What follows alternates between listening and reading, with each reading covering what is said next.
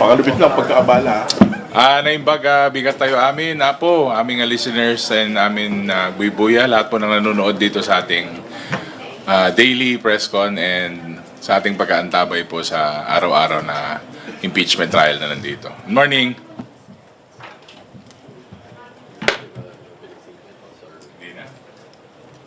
Good morning, everyone. Thanks for being with us here this morning. No? So we'll just give updates about the important things that happened during the first day of presentation of witness yesterday, as well as what we could expect during the trial this afternoon. So the prosecution is very pleased with how the first day unfolded yesterday. I think as we also, Congressman Noy Defensor clearly, emphatically laid down the prosecution's position that the grave threats issued by the respondent against the lives of the President, the Vice President, and the former Speaker of the House constitute a betrayal of public trust, culpable violation of the Constitution, and high crimes. I think maganda din ho ang nangyayari na emphasize ho dito that this article is based not just on documents and testimonies rather than the words uttered by the respondent herself. And maganda din ho yung naging reminder na kung ang mga simpleng mamayang Pilipino tulad ho ng isang public school teacher na nagbigkas ng threat sa life ng previous president, pati ho ang isang ordinaryong citizen na gumawa ho ng bomb jokes ay mabilis hong naparusahan para dito. We standards of morality, decency, and accountability. At nakita din ho natin kahapon at we're very pleased that Attorney Ligutan was able to effectively present our first witness. As we've seen, despite the repeated objections from the other camp, which is of course, to be fair with them, that's expected. They're doing their job, but we were still able to present the video footage that you wanted and all of this authentication documents. So for today, yesterday we were able to conclude the direct examination of our first witness, and today we expect the defense to conduct their cross-examination.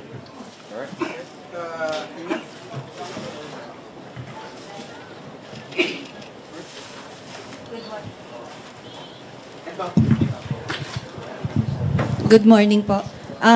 Attorney Tolosa, there was a call to play the whole 2 hours of the video.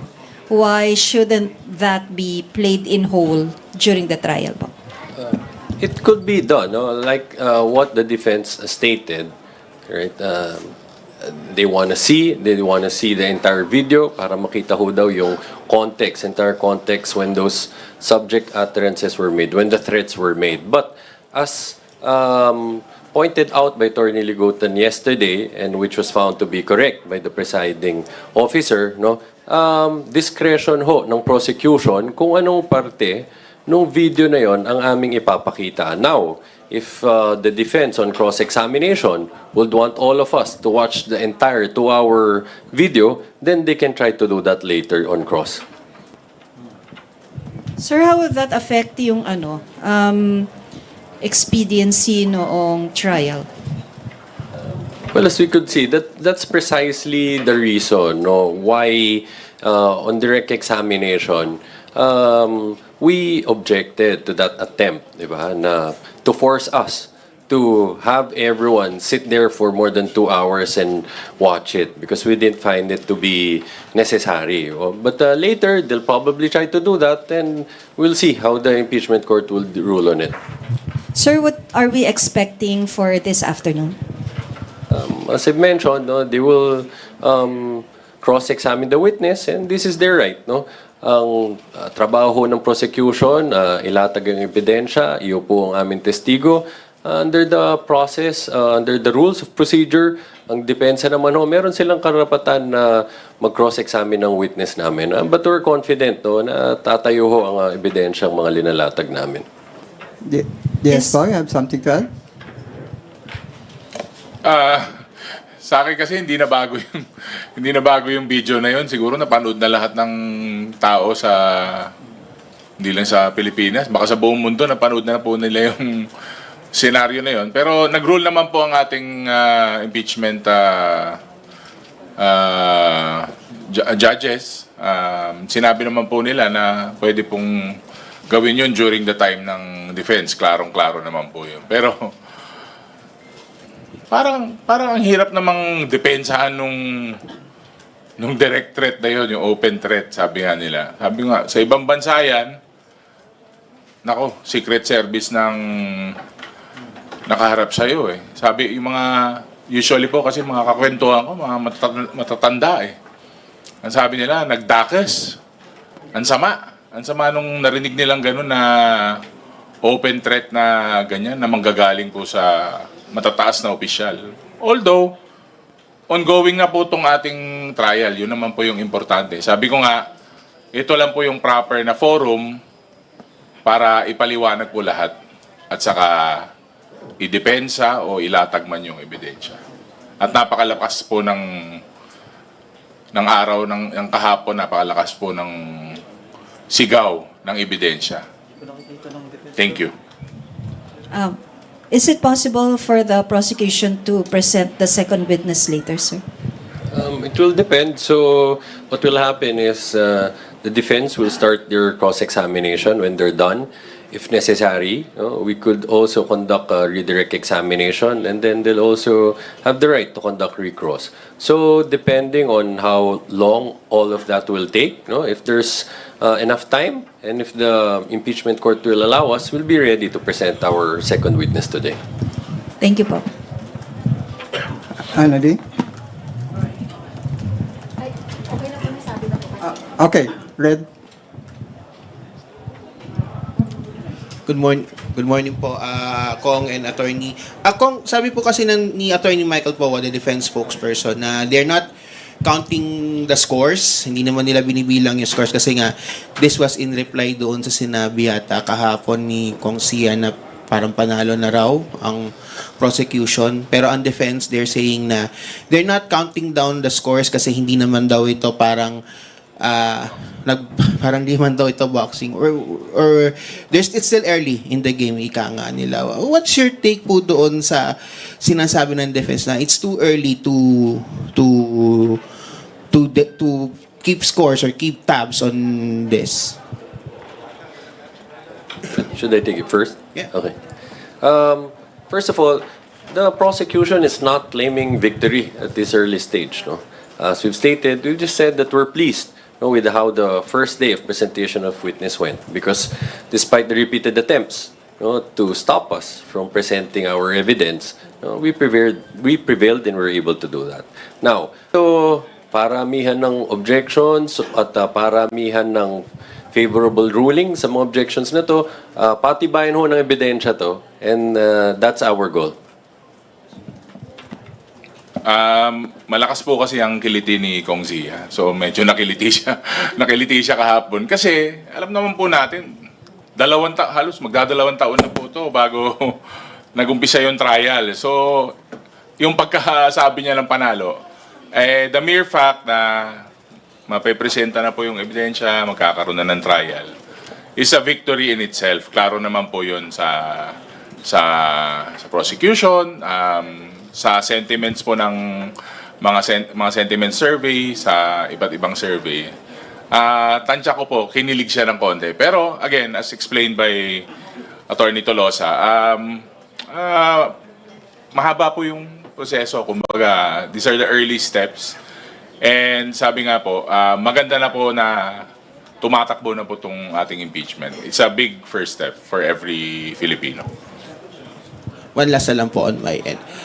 Of course, nasabi din po ng defense na yung mga objections nila it's a way of it's part of the process kasi nga yung iba daw doon sa mga questions niyo were leading questions or questions daw na na answerable by yes or no po. And also, parang marami din, of course, marami din silang objections yun nga, yung sa pag-play nga ng video kasi nga yung sa context po.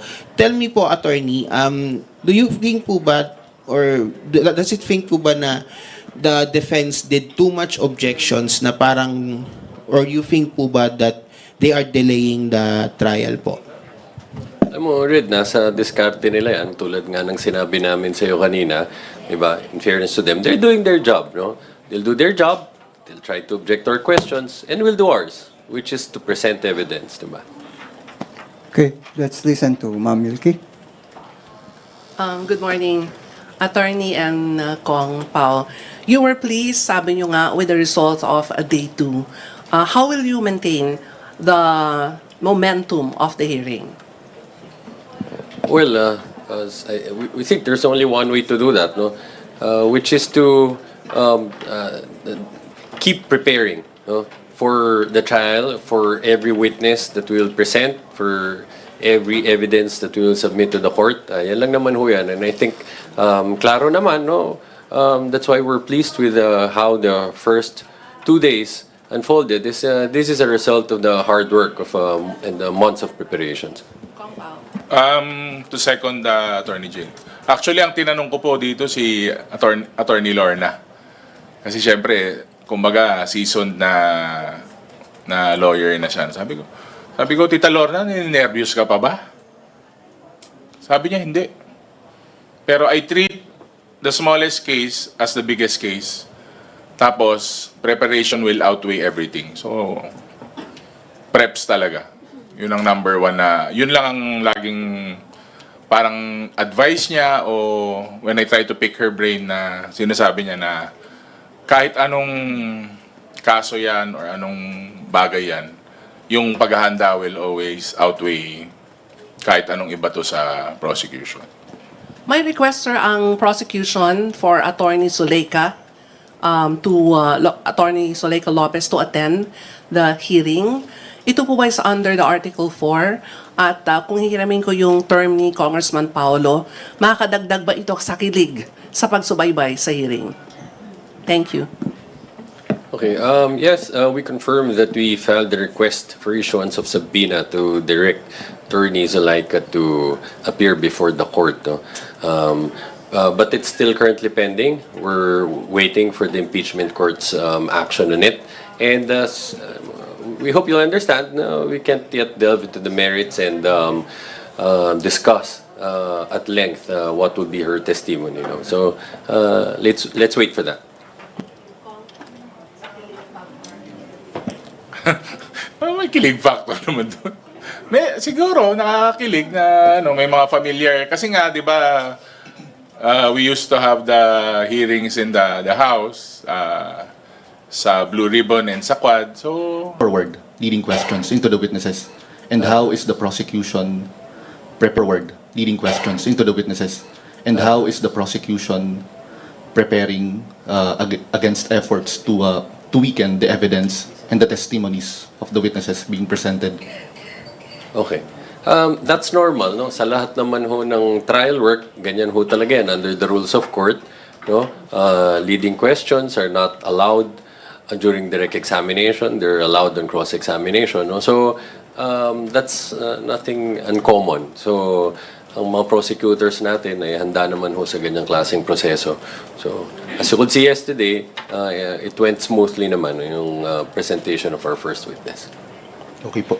And with how the defense raised objections yesterday sa direct examination nga ng prosecution, with the manner how they conducted themselves, with the objections and all, do you think this offers a glimpse into how the defense plans to mount a defense of Vice President Sara Duterte? Yes, no, again, this is something that we've anticipated from the start. This is consistent with their actions, no? From the time that this thing started before the House of Representatives, diba? They tried to block, no, from the impeachment proceedings from moving forward, filing petitions with the Supreme Court. Yesterday, diba? We all know that another Supreme Court, another motion has been filed with Supreme Court asking for the issuance of the TRO to stop the impeachment proceeding from continuing, no? And even their answers, they raised affirmative defenses asking for the outright dismissal of the case based on technicalities and other legal arguments. So we were anticipating that, no, that they will try to prevent us from presenting evidence. But again, as I've mentioned, no, to be fair, syempre, that's their prerogative, no? Strategy nila yan, no? But kami naman, isa lang focus namin, we'll continue to present solid evidence to prove the articles of impeachment. Okay po. And yesterday, the Vice President visited Senator Marcoleta po sa detention. Could this raise arguments against the senator serving as a judge in the trial? And should the visit cast any doubts on the senator's capacity to be impartial throughout the trial? Kenneth, hindi ko na pang ihimasukan yan, no? And that's her prerogative. She can visit whoever she wants to visit, and we respect that. Dagdagan ko na lang siguro, di ba, nostalgic nga tayo. Nung isang hearing ng Blue Ribbon noon, kung napapansin nyo, nung nawala po yung hopya ni Senator Marcoleta. Tapos kinain po yata ni dating Congressman Paduano yung hopya niya. Nung break po namin, napansin ko na may baon po na hamburger ang Office of the Vice President. May baon po silang Jollibee. Si Senator Marcoleta lang po ang binigyan niya na congressman ng cheeseburger nun. So, siguro medyo may level of closeness sa pagkakaibigan sila without naman judging kung ano man ang relasyon ng pagiging senador or OVP.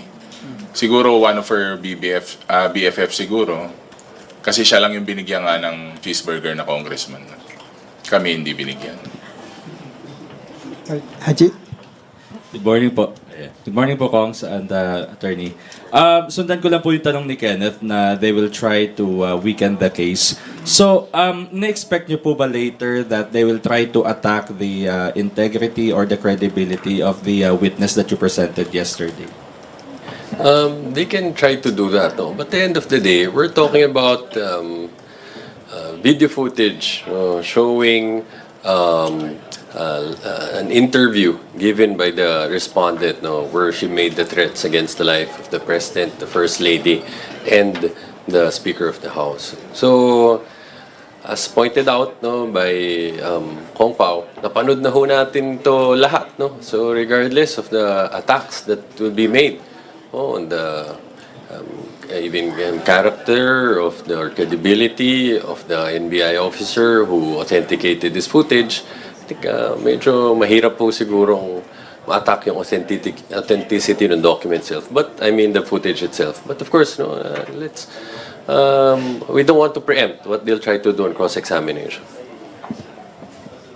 What about po yung sinasabi nila na may sinusundang script? Na-expect niyo po ba na they will, kumbaga, try to establish na meron nga pong sinusundang script? Tapos, syempre po, kumpiyansa po ba kayo dun sa expertise na meron si John Mark Calido? Okay. Quite frankly, that was uncalled for, no? And Attorney Ligutan properly called that out, no? Dahil napakalinaw naman ho nung tinatanong yung witness about the document kaya wala sa kanya dahil pinasa ho dun sa depensa yung dokumento, no? So but again, how they'll handle this trial, how they'll defend their client, no, that's their prerogative. Di natin ho pangungunahan kung ano magiging trial strategy nila dito. Last question na lang po. Although it's their right to request na play nga po yung whole 2 hours ng press conference ni VP that time, do you think na yun pong ipinresent ninyo na 2 minutes and 18 seconds po would provide the context that the public needs or the senator judges need? Tapos po, kasi considering na may, before the answer of the Vice President, I think may question din po na ni-raise yung isa po na nandun sa press conference. So sapat na po ba yung konteksto na na-provide kung kayo po yung tatanong? Again, as we've stated, if they want to play the entire video, that's their prerogative, no? Tignan natin kung papayagan sila ng impeachment court na panoorin natin pare-pareho for more than 2 hours itong entire video na to, no? So, but napakaliwanag naman ho, no? Kahit sang konteksto mo pabalik-balik na rin kung ano ho yung mga sinabing pagmumura at pananakot sa buhay ho ng Presidente, ng First Lady, and ng Speaker of the House. So, again, for us, we didn't see the need to play the entire video consisting of more than 2 hours. And what we showed is more than enough. Saka napakaklaro naman na hindi splice, hindi edited, hindi AI, actual video with the timestamps. Pag nanonood ka naman ng championship sa NBA, pagkatapos ng laro, di ba, papanoorin mo yung highlights. Gusto mo yung winning shot ni Michael Jordan lang paulit-ulit mong papanoorin. So that's the money shot. Kitang-kita natin yun. Alam na basta-basta na lang ma-express without accountability. Of course, you cannot also expect that the agencies will not do anything to investigate because it was said in a manner by which it should be taken seriously. No, and the threat was done, directed not just for an individual, but it is directed against the head of state, head of government, and the commander-in-chief. That's why it is also a national security concern. That's why many agencies came in and investigated if there was indeed an agreement that was made and reached by the respondent and the hitman. Pangalawa, dadagdagan ko na lang po, the mere fact that she had that idea and made an understanding and agreement with the person whose livelihood is sourced out from killing people is already a betrayal of public trust. Kasi she is expected to uphold the law, she is expected to promote the rule of law, that no one should take justice into their own hands. Yun mismo yung alam niya na merong mamamatay tao at hindi niya ito pinagsabi sa mga pulis, sa mga ahensya ng ating gobyerno at siya mismo ang nakipag-usap. That alone is a betrayal of the oath that she has taken prior to the assumption as Vice President of this land. All right, and then, your turn. Good morning po. I-follow ko lang po yun dun sa banta ni BP Sara. Dun sa presentation kahapon, na wala po kasi yung kapag pinatay ako. Kaya dun po papasok yung sinasabi ng yung conditional threat. At ito daw po ay hindi naman pumapasok doon sa articles of impeachment. Hindi po siya impeachable offense. Pwede pong pakipaliwanag natin sa ating mga kababayan. First of all, to be accurate, I think the witness himself repeatedly stated that, no, nung tinatanong ho siya about dun sa mga relevant na portions ho nung interview, sinabi din ho niya yan, no, yung parte na yun bago siya sumagot, no, at pagkatapos yung buong statement ho na yan. So, nailad naman yun. And if the defense would want to emphasize that, they're free to do so. They can do that during cross-examination. No, but our position remains, no, that condition does not make the threat any less unacceptable. No, again, as pointed out by Kong Zia, this threat was made by no less than the person who will benefit, no, should it be carried out, diba? It was made against the highest officer of the land by the person who will benefit if it happens. So. Dadagdag ko lang, no? Remember, even before that response to a question during the Zoom conference, there were already interviews and statements by her indicating that is already that pattern. Puputulin ng ulo, di ba? Huhukayin yung dating Pangulong Marcos, itatapon sa WPS. So, kahapon po, pinresenta din po yan ng prosecution to prove that there is that pattern. No? Even prior to saying, to making these grave threats during the actual Zoom interview ng Vice President.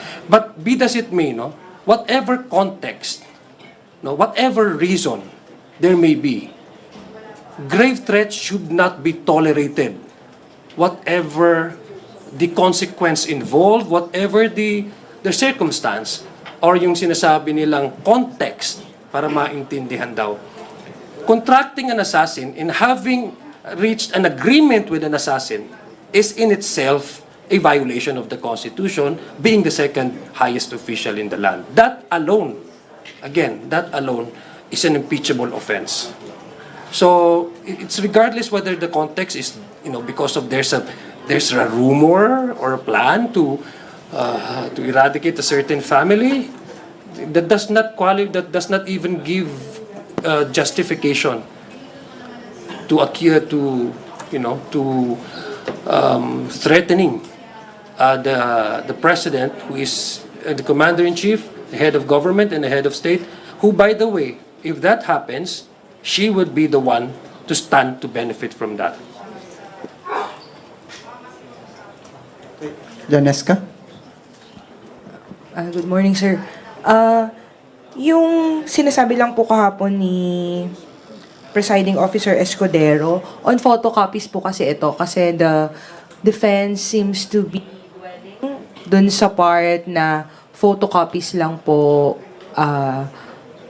yung tinetest, the documents being presented and as being testified by the NBI agent Kalilong, puro daw po photocopies. Tapos, hindi daw exactly pareho dahil yung isa may nakalagay na certified true copy. May sasabi siyang ganun. But I understand, ito lang kasi yung nakatch ko dun sa sinabi, sa ruling ni ni Presiding Officer Escudero na this is the prosecution is trying to comply with the requirements enunciated by the Supreme Court insofar as such pieces of evidence is concerned. Sabi ni Senator Escudero. Can you just expound, sir, why photocopies are as good as the original? Thank you. Okay. Thank you for the question. Para mas maliwanagan tayo lahat. I think madami nagtatanong tungkol sa bagay niya. So, under the new rules on evidence, malinaw ho yan, that there's a rule that we call the original document rule. Under that rule, duplicates, such as photocopies, are considered as originals, provided that there's no genuine issue regarding its authenticity. Now, kung ang riniraise lang ho ng mga discrepancies ay merong marka na certified true copy versus ibang copy, that is not a genuine issue of authenticity that's being raised against it, because it shows that aside from that stamp or that marking, they're the same. It's a faithful reproduction of the original. So, yan ho yung konteksto na yun. I think sa social media, madaming nagko-question dyan sa bagay na yan, na ngayon ba, ang passport, meron nagsabing gano'n, pwede ka na ba daw lumipad? Dala mo yung photocopy. Hindi ho gano'n yun. Ang sinabi ni Atty. Ligutan, yan ho ay nakabase sa rules on evidence. Sa pagpepresenta ng mga dokumento sa korte, again, under the updated rules on evidence, hindi na kailangan na palaging original ang document ay pepresenta mo, subject to the conditions that I've mentioned. Thank you, sir. Yan lang po from my end. Thank you. Marian, your turn.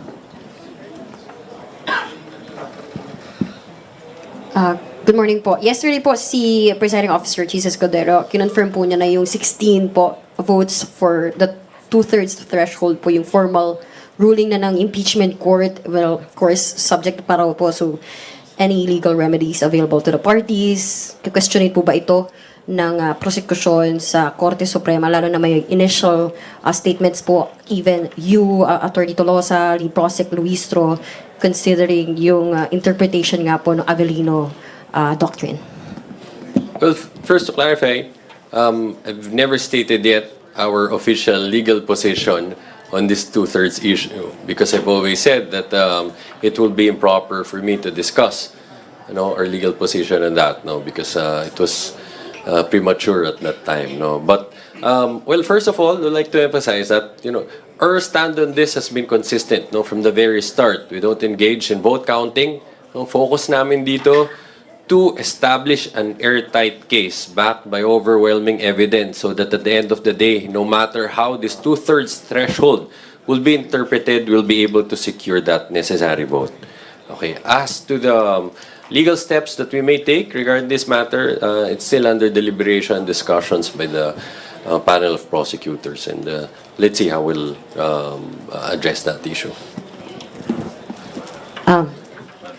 Idadagdag ko lang, I think during the early part of this impeachment process, it also came out the possibility of reinterpreting. But these are ideas and legal opinions that did not emanate from the House Prosecution Panel. It actually came from other personalities who are very much known to be in the legal community. Sinabi naman from the very start ng ating lead prosecutor, si Congresswoman Jinky Luistro, that should there be an event, in the event that there will be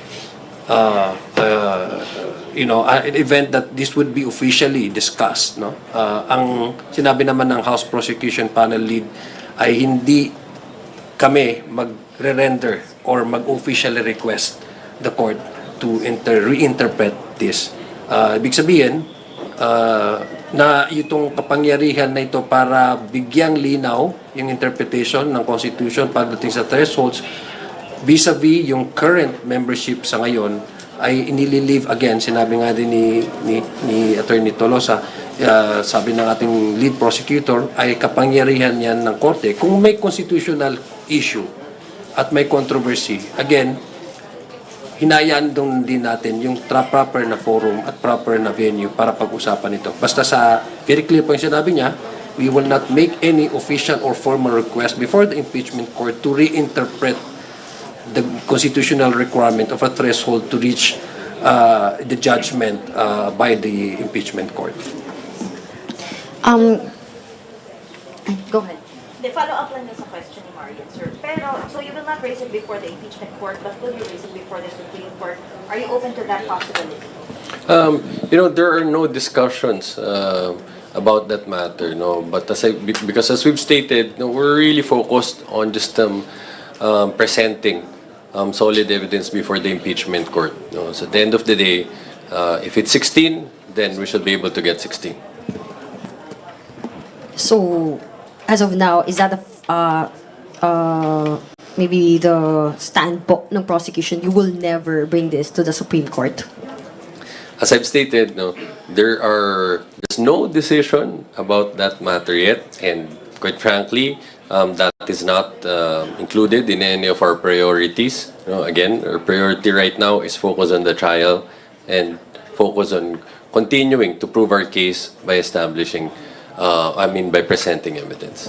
Just to clarify, Marian, because you were there during the press con when I was with Kong Jinky and Congresswoman Bella Zamora. Remember there was a question whether there would be, the House Prosecution Panel will be contemplating on filing for an official or formal request before the impeachment court to readjust or reinterpret the threshold 16. And it was very clear by the response of Congresswoman Jinky that the House Prosecution Panel will not request or make any official request before the impeachment court, no, to readjust the threshold. Pero hindi pa sarado yung pintuan ninyo when it comes to raising it to the Supreme Court? Again, in the realm of possibilities, that's a remedy that's available to us under the law and under the rules. But as I've stated, are we discussing it? At this moment, we're not. Is that more priorities? It's not. Again, our priority is to continue to present evidence before the impeachment court. Dadagdag ko lang, just so we can clarify na the position, just we can clarify. The one that we're saying and the one that is referring to by Congresswoman Jinky is the Honorable Impeachment Court. If we're talking about the Supreme Court, that's a different venue altogether. No? And it's very evident by the way the House Prosecution Panel approached this trial. Nagpresent ng kaso, and never did we intimate or reflect in our position in the pre-trial brief that there will be a possibility that we will file a formal request. Never. And that is consistent with what the lead prosecutor, Congresswoman Jinky Luistro, said in the previous briefing that we conducted in the House, at the House of Representatives. Sir, were you there po all throughout the trial nung I think meron pong comment si Attorney Ligutan, pinuna po niya yung gumawa raw ng eksena, may scene, nag-walk out daw. Kumbaga ito si Attorney Sheila Season. Can you walk us through? Baka maalala niyo ano yung nangyari kahapon. I think there was this moment when Attorney Ligutan was responding to a question posed by Senator Risa, right, about the materiality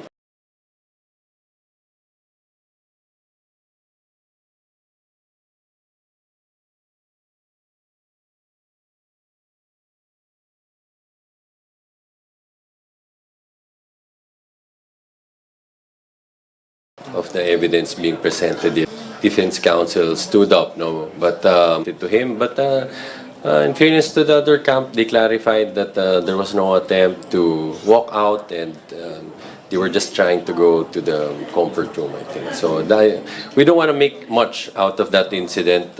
It's already been settled yesterday.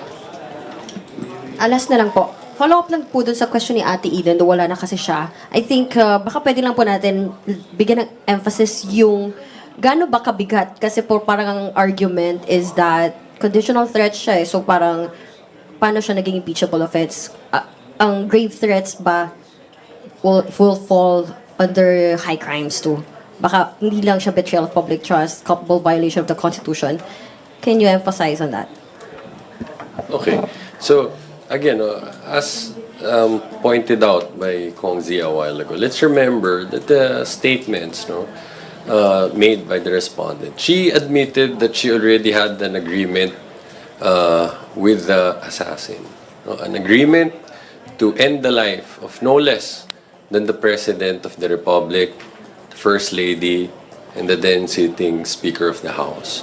So, no amount of condition or any other context that they would want to offer will justify that.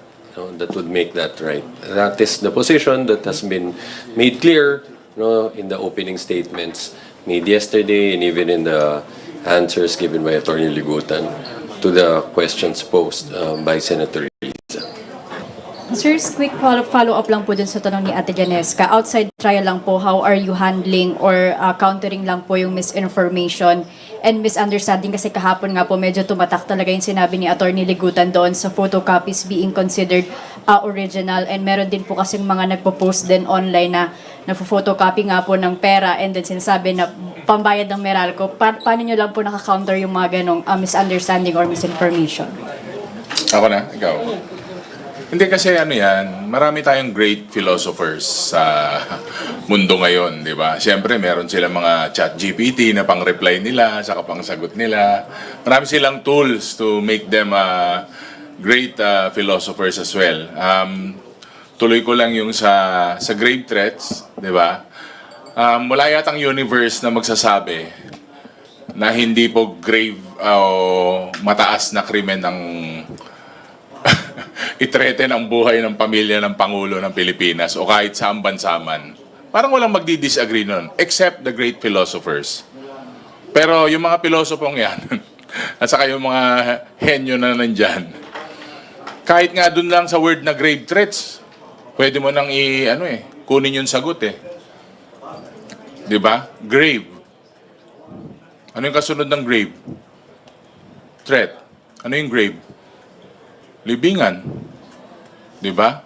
Kung kukunin mo yun, grabe. Kung tatagalugin mo yung grave, grabe. Grabing threat. So, kahit na pilosopuhin mo rin yung sagot, wala rin sila mapapalusot kasi it's just there. Nakalatag na kaya. It's so obvious na anong palusot pang hahanapin mo dyan sa mga ganyang bagay. Now, in terms of the photocopy, in-explain na rin ni Attorney Tolosa na yung mga ganyang ebidensya, inaalaw po ng ating korte. Kung yung mga great philosophers, saka yung mga great na nagtatanong, gumawa sila ng sarili ng rules sa korte.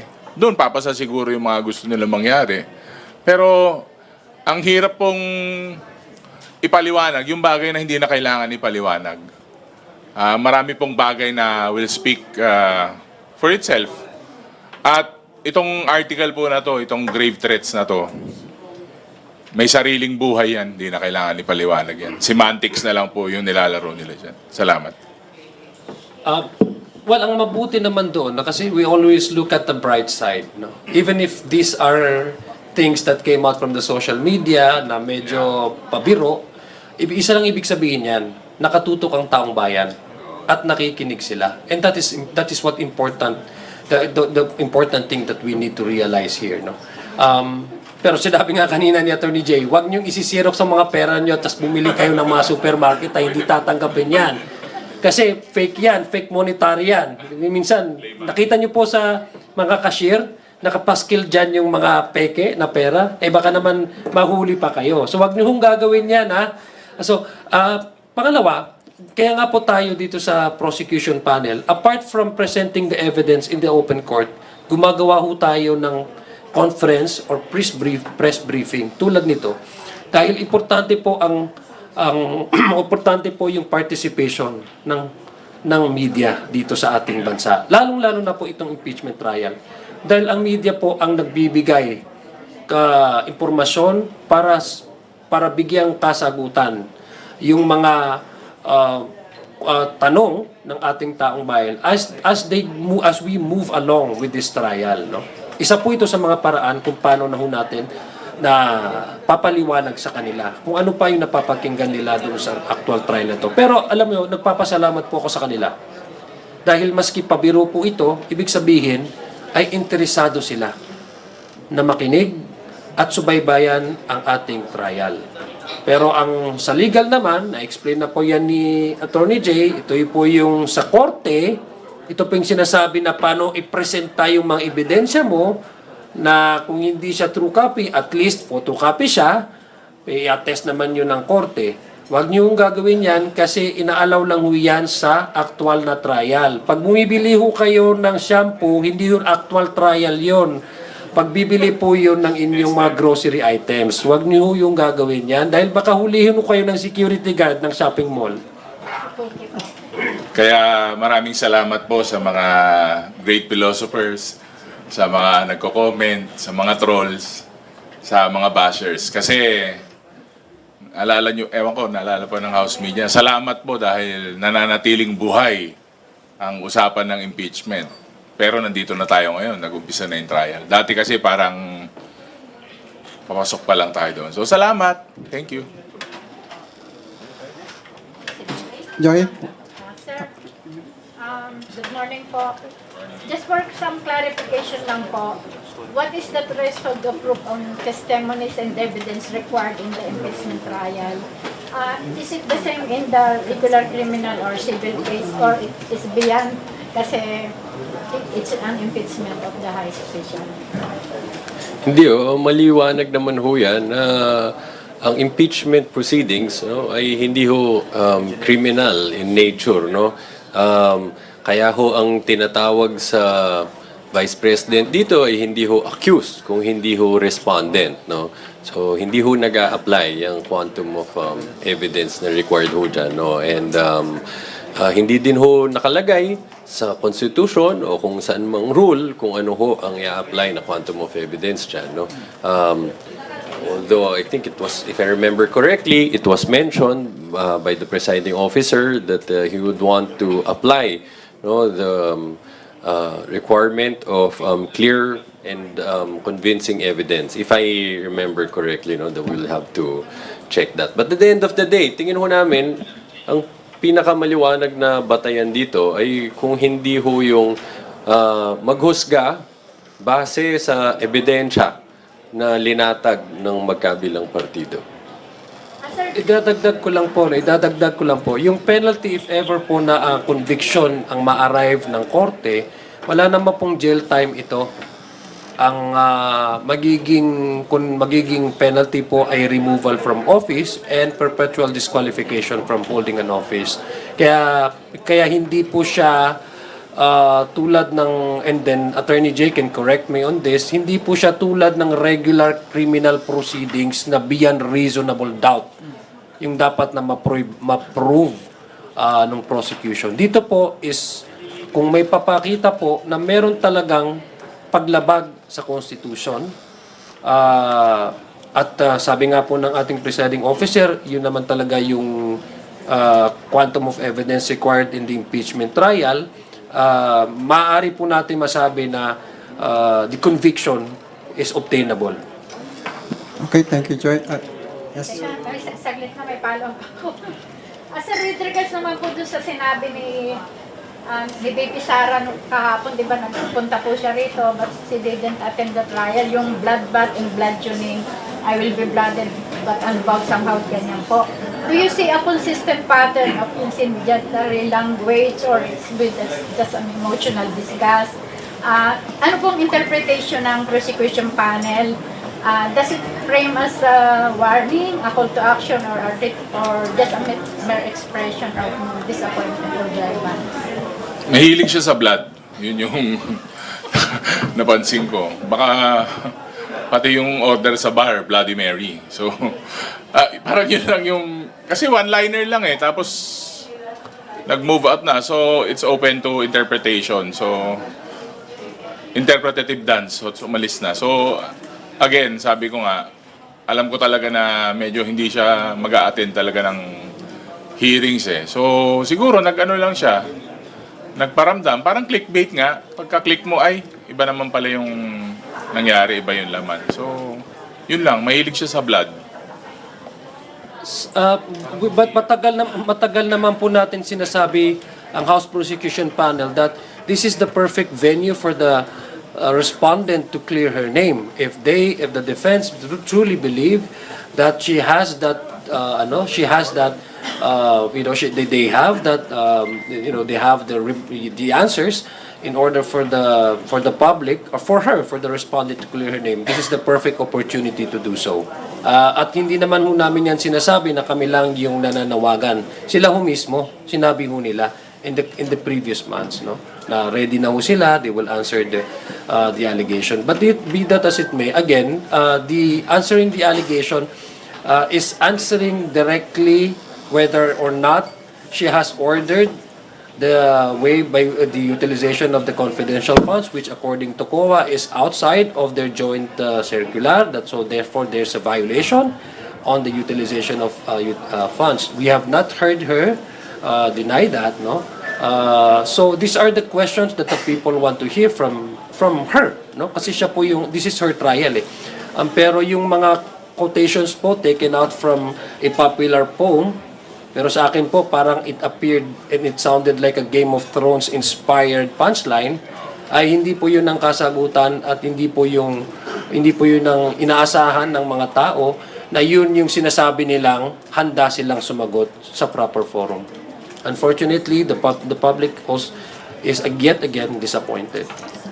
Okay, we'll entertain last two questions kasi po may schedule pa sila after this. Okay, go ahead. Good afternoon, two things from my end.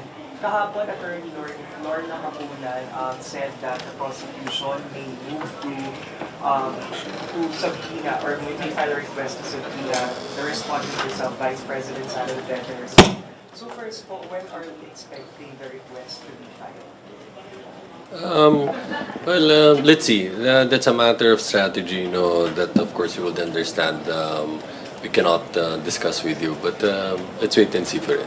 But sir, right now po, just a follow-up, do you see any challenge to subpoena or to compel the Vice President to take the witness stand? Kasi ngayon pa nga po, hindi po natin siya dumadala ng trial. So, how challenging would it be for the prosecution to compel to take the witness? Okay. Well, as I mentioned a while ago, this is not a criminal case. In a criminal case, because of the right against self-incrimination, the prosecution cannot call into the stand the accused herself as witness. But again, the respondent is not an accused here, she's a respondent. So when that time comes, if and when we file a request for issuance of subpoena directed to the respondent herself, let's see how the impeachment court will act on it. All right, thank you, Rosalie, for final but not... Mag-pound lang po ako dyan. Sufficient evidence na po yung videos ni VP Duterte making grave threats against the Vice President. Why there's a need to present her as a hostile witness? Again, let's not preempt the issue. And if we will call her as a witness, that does not necessarily mean that it will be confined to the articles relating to grave threats. No? So, but siguro for now, hintayin muna natin. No? Baka it's too early to talk about it. Let's go about it in detail when the prosecution actually files a request already for issuance of subpoena. Dadagdag ko lang, Rosto. The beauty about the trial is every day, nagkakaroon ng clarity as to the procedure and what is acceptable to the court. No? Si Attorney Kapunan intimated that before the court because of the 5-day ruling. No?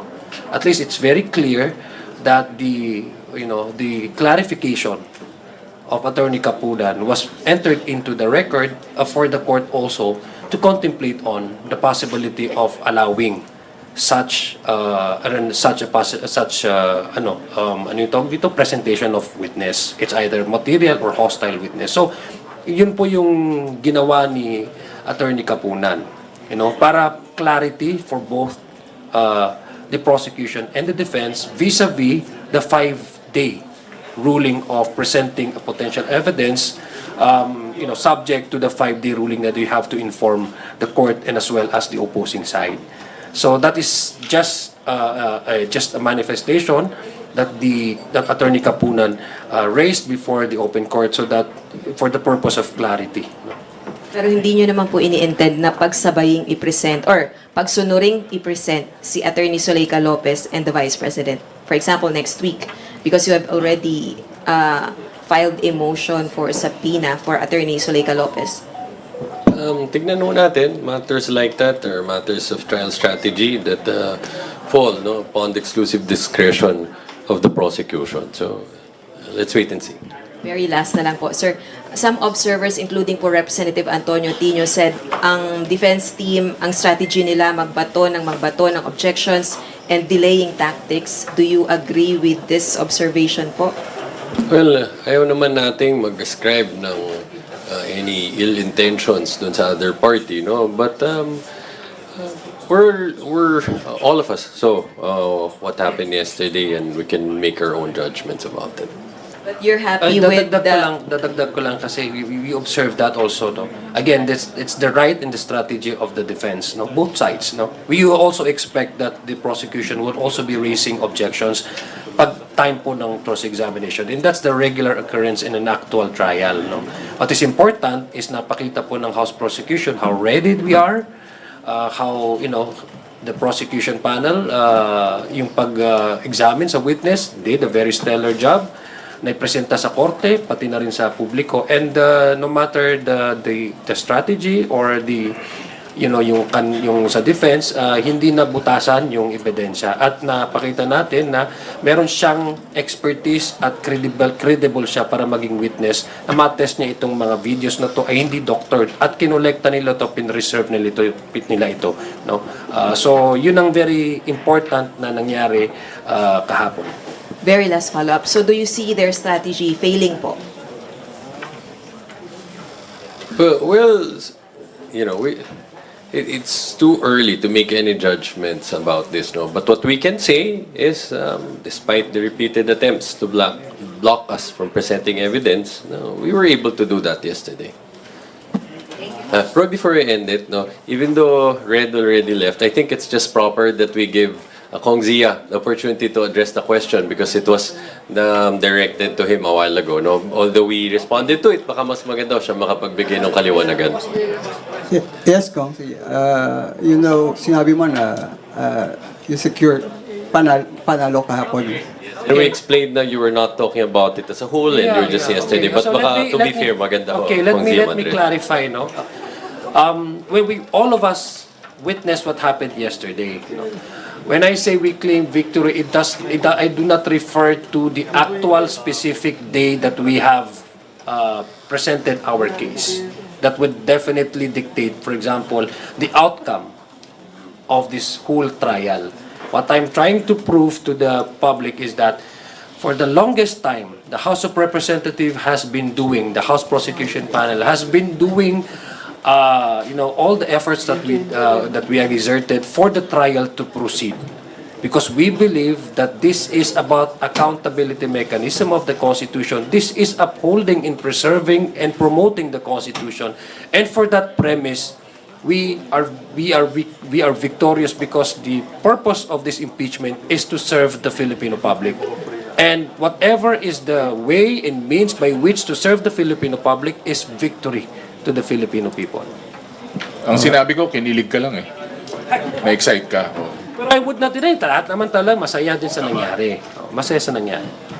Alright. Okay, so where's Alright, on that note, sana masaya tayo lahat for this press conference, and we want to see you again. We welcome you again tomorrow for another press Thank you again, everyone. Thank you.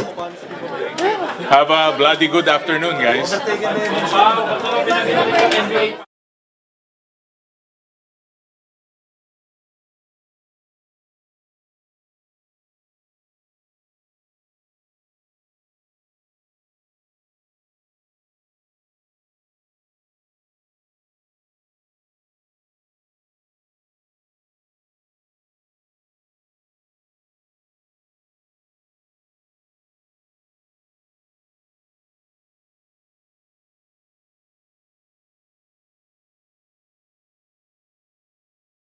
What is school fee?